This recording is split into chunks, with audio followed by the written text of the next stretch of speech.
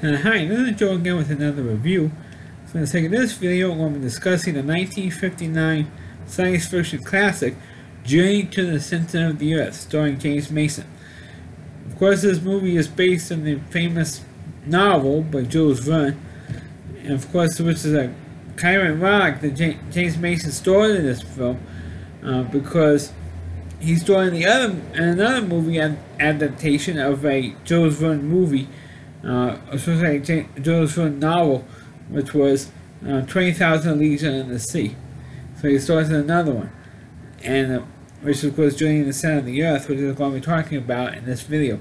Because this film is about James Mason plays like a college professor in Scotland who decides to follow into his idol's footsteps because he gets some evidence and clues about this civilization that exists in the middle of literally in the middle of the earth.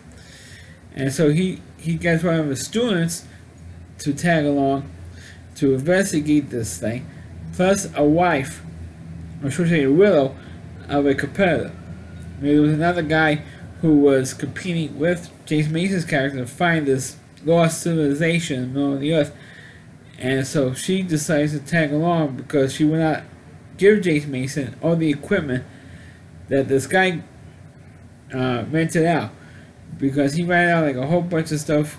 He barely beat James Mason to the punch and took all this, bought all this equipment to go do the surveying. And so the only reason why I let you give you all this equipment is if I go along too. So great, now I have to drag, and he goes, oh great, now I have to drag along a woman. So you have that going on,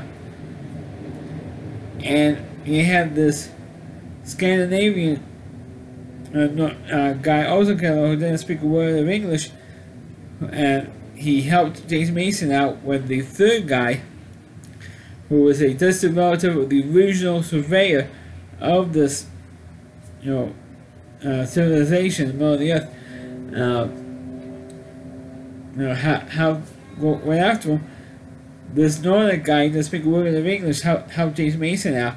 So they'll come along, and the widow of the first guy, who was just ahead of James Mason, knows how to translate. So she had to come along for that reason too. So they took a really long time to go into where the entryway is to go into these tunnels, and of course it takes an extremely long time. I mean it takes about like an hour 45 minutes basically, and this is like an over 2-hour movie, a 2-hour 15-minute film. It took like an hour and a half to get to where this lost civilization is.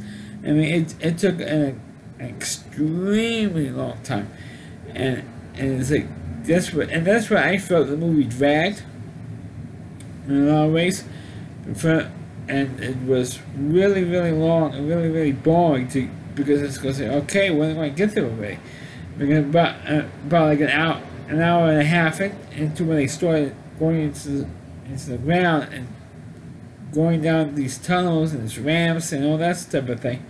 And it's really, really elaborate. I mean, it's really elaborate cost. I'm sure the production value of this thing was like sky high, because it was, because also you had a lot of special effects, which I'm going to get into in a minute. But the production cost of this thing was unbelievable. Must have been unbelievably high because of all the sets they had to build for this thing. And because there's one thing when the all characters all get separated, and the student, James Mason's student, got into the area where they had all the salt, and this thing was like huge. That set piece was huge, and they had another set piece where they found mushrooms, eatable mushrooms. So they had a whole meal in the area where the mushrooms were at, and the mushrooms were like maybe 50 feet high, almost 100 feet high. And they go like, oh, how is it possible that these mushrooms go down here without any sunlight? So they had all those types of discussions, all those types of scenes throughout the whole course of the expedition. And it was like they were there like almost a year to go look for this expedition, and they meet up with the guy who killed the woman's husband, who was like a distant relative of the first guy who had this expedition. So which was like 30 years ago. So like this guy's a distant relative. He's the one who's going after James Mason and the law student and the student and all that type of thing. And the woman there and the Nordic guy and it was really crazy. And he ends up dying. Spoiler: he ends up drowning because they found like this ocean underneath the earth, and it was like they couldn't believe half the stuff they found in there. And plus, he was sort of this prehistoric monsters living down there. And I'm not kidding, it's like multiple like lizards and stuff. And they happen to survive all that. And they finally get to where the missing city was. And James Mason's character says, oh, it looks like it's maybe the lost city of Atlantis or something. And like, and then why? Because it was the first time I just watched this movie for the first time over the weekend. And I'm like, okay, whatever. And they found out they had this lava spring. Of course, I think I'll find lava in the middle of the earth. Makes sense. So they said, okay, how in the world are we going to get back to the surface now? We found a discovery. Unfortunately, they lost all the paperwork, all the materials that they need to jot everything down. Actually, they didn't have any photography because this movie is supposed to take place in the late 1800s.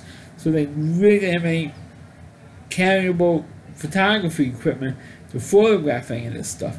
So they had no technology. They had really nothing to really document what they saw. But they're trying to find a way. Naturally they're trying to find a way out, and they couldn't find a way out, and then Jimmy knows. Oh, we got a map, but there's no way for us to carry. There's no, handholds or anything for us to carry anything. So it's a straight line, a straight cave go up, and they noticed that they had like a lava spring, and said they could contact that. We use this bowl, fill 3 of us, or 4 of us, and we raise that up. And that's exactly what they did. They had like a volcano eruption in Italy. There was only a volcano in Italy, and the thing exploded, and the thing just popped them up like a top, blew them out, and they were all rescued. They were all safe, and they got back to Scotland, to Edinburgh in Scotland, and they were all safe. They got all kinds of rewards, even though they couldn't prove anything that they found. And so I'm sure there's somebody else out there that's going to do what we did and find us out and continue the work that we started. And then James Mason fell in love with the widow of the guy who was killed, in the early of the film, and that's pretty much how the movie, pretty much ended. And the film took so long. It is a classic Jules Verne movie, a story I should say, but this movie just dragged. And I mean, it's like the movie could have been maybe 20 minutes shorter. Maybe 20 minutes. It was like exactly 2-hour movie, but this thing just went on. I felt it went on too long. For me, because the expedition went way too long to get there, and then they feel like they're like maybe like 10 minutes. I mean, come on. I mean, it takes them an hour and a half to get down there, and you spend like 5 to 10 minutes there. I mean, it's not, like, but that was the point of traveling down there for so long. It didn't take 10 minutes. I mean, it was unbelievably a slow movie and a long movie. But, me, I do kind of like James Mason a little bit because I like his voice. And I'm into voices. I like voice, like James Earl Jones and stuff like that. So James Mason has a very distinctive voice, a very specific delivery in his dialogue and movies. So kind of like that. But this movie went too long for me. I felt it was like too long of a film. But if you like a classic science fiction movie, and of course this has been, last week in October, it is worth watching it. Just for the fact to knock off like, again, a science fiction / horror film. It's not really a horror movie, but it is a good science fiction movie. You do get a couple of scares in there to find out, and it is does play kind of like a mystery. You say, whoa, what's down there? What's in the center of the earth? Type thing. When you get, when, like I said earlier, when they finally get down there, it's really quite disappointing. But that's my review of the movie Journey to the Center of the Earth. Please click on the movie, please click on the video, please rate it. Please subscribe to my channel, and please forward this video onto your Facebook pages. You can check out all my reviews on my YouTube channel at RowdyC.com, it's all WDY, C.com. There's a homepage to my review of Chris Lee Moore, and please check out all of his videos on his website. Thanks for watching. Catch you next time.